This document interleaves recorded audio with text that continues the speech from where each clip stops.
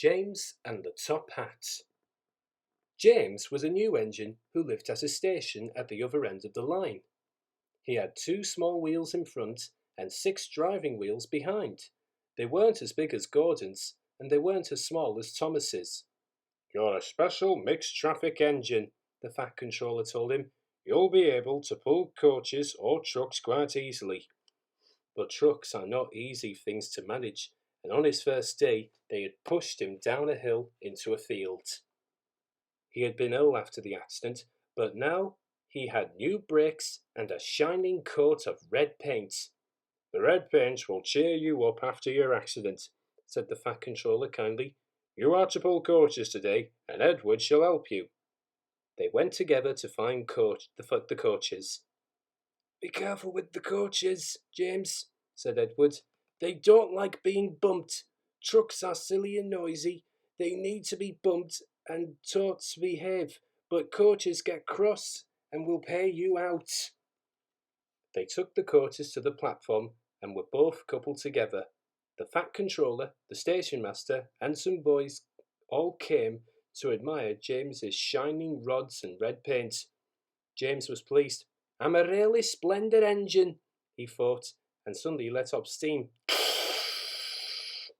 The Fat Controller, the station master, and the guard all jumped, and a shower of water fell on the Fat Controller's nice new top hat. Just then the whistle blew, and James thought they had better go, so they went. Go on," he puffed to Edward. Don't push," puffed Edward, for he did not like starting quickly. Don't go so fast, grumbled the coaches, but James did not listen. He wanted to run before the Fat Controller could call him back. He didn't even want to stop at the first station. Edward tried hard to stop, but the two coaches in front were beyond the platform before they stopped, and they had to go back to let the passengers get out.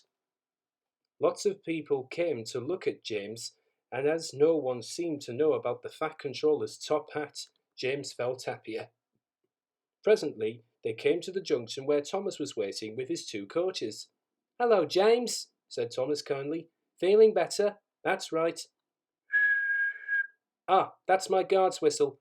I must go. Sorry, I can't stop. I don't know what the Fat Controller would do without me to run this branch line."